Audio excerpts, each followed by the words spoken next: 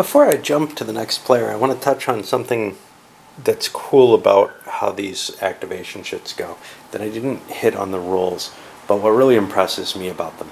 So they don't just say, oh, you can't move here again, or you can't do something here again. You can't move out of there either. Once an activation shit is placed in a system, that system has done what it's doing for this turn for that player. You can't invade it, you can't do any more actions, you can't produce in it, but you also can't send the fleet out further. And if you think about that, there may be some bad effects of that. There may be some weird little anomalies, but overall it generally seems to work. You've invaded, you've done your movement for that turn, those ships can't go forward again. Likewise, you know,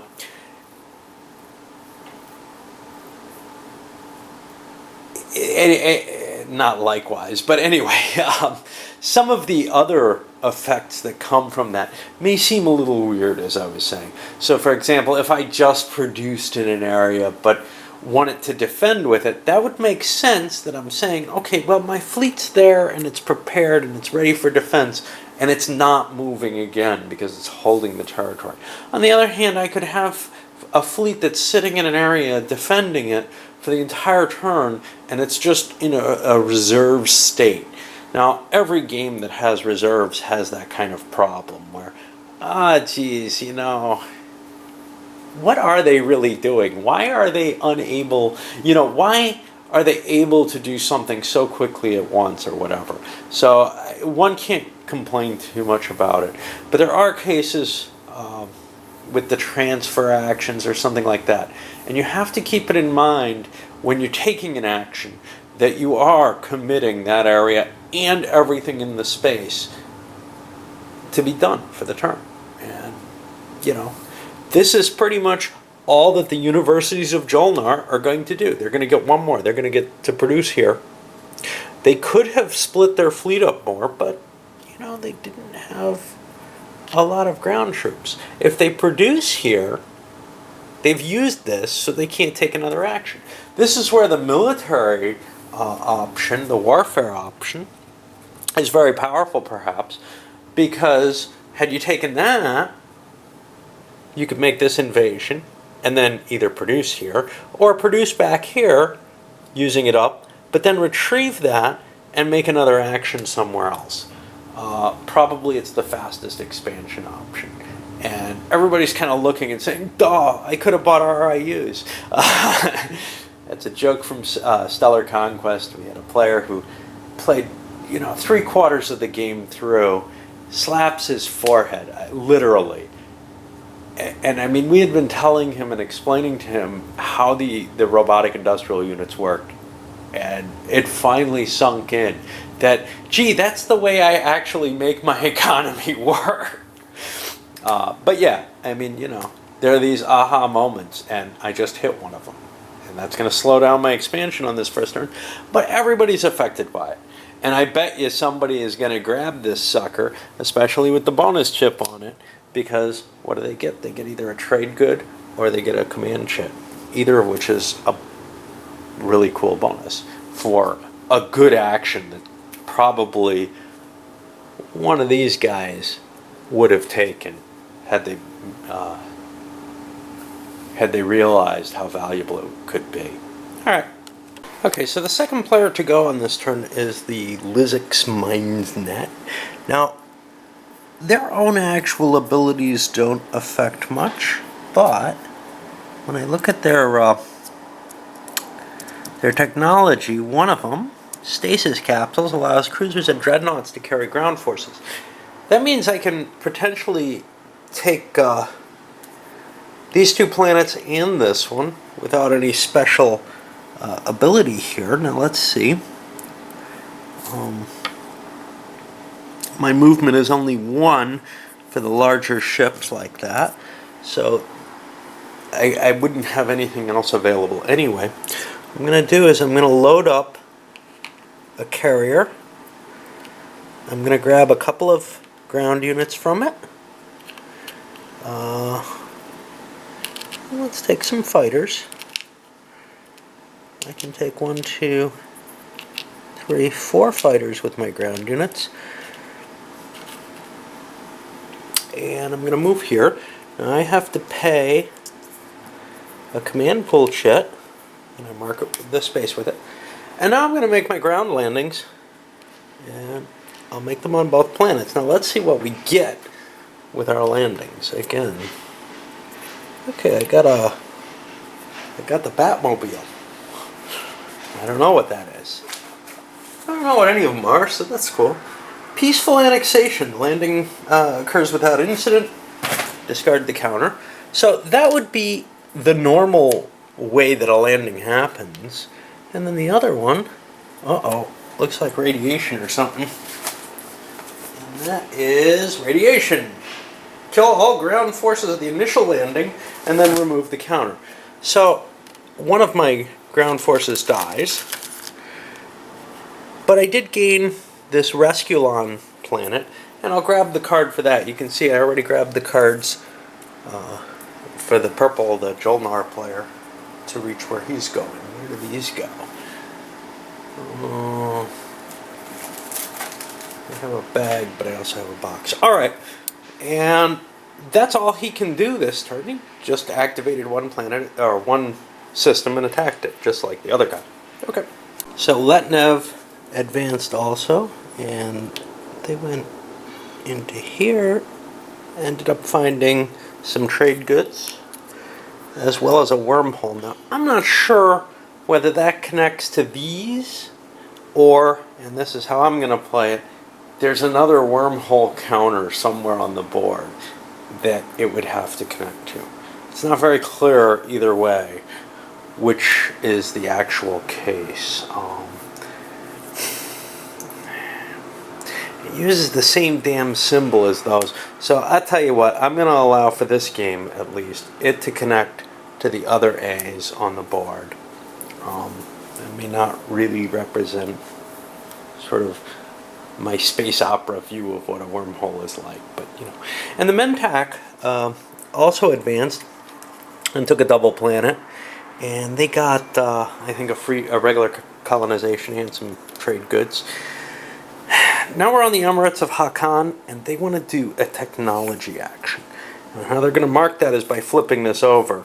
But first, the actual action takes place, and they search through their own cards, whichever those are. That'll be this set.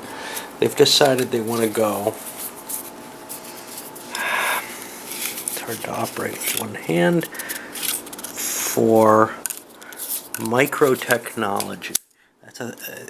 That requires either stasis capsules or Sarowian tools. They have the Sarowian tools. This is going to allow them, when they do trade, to get additional trade goods for each of their trade agreements. Given their trade nature, they think that's going to be very, very useful to them towards generating more income. Now, everyone else gets to spend command counters and 8 resources to get a tech advance. Okay, and that starts going clockwise, or in my case, counterclockwise. This guy, his planets are only worth 3. He has no additional resources, and he's got no abilities that are going to help with that. So he's not going to take that option. However, the universities of Jolnar, if you remember, they had they get both the primary and the secondary. Oh, I forgot. These guys come in already expended, so they can't use their planets that they just got. Starpoint and New Albion. He got... Well, I didn't draw his, so that's fine. Okay. So let's take a look. I think they want to spend a strategy allocation chit to get a technology. What technology they're going to get, I haven't decided yet. So I'm going to come back to them, but I want to make sure that nobody else has $8. They only have 5 and no trade goods. These guys actually have trade goods, so they have 2, 3, 4, 5. They can't take 2 though, unless they had some advantages, which they may have. They have an advantage for blue that drops at 1 to, so they're at 6. Not quite enough. What if they used a scientist? Does that help? No, scientist doesn't give you help in researching. Okay, the MineNet doesn't have any real advantages that go with this, nor does LatNav. So, and I don't believe these guys do either. And they only have $4, so they're not going to be able to afford it either. So, I'm going to come back as to what the universities are going to take as their option.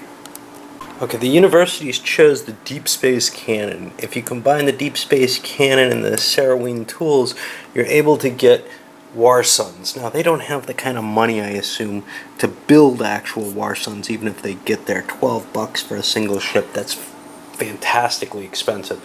However, what it does give them is they have these 2 planetary defense bases, and they can shoot into adjacent hexes with them. It costs a command action to do so, and speaking of which, they lost their strategy action. They had to pay that in order to get this ability. But overall, it seems like a good motion forward in terms of defending their core, and they can start moving their planetary defense screens forward. Well, we're almost done with one round around. We still got those Cha. I'll get to them in a moment. And if you notice, I've completely screwed up already.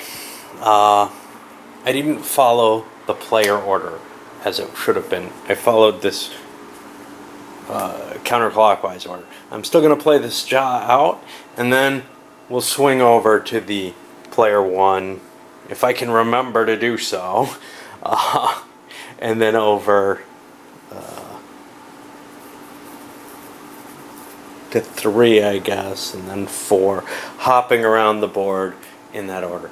It's a lot easier for me when I've got kind of a chart that shows me the initiative track to follow, as opposed to trying to bounce around by these numbers.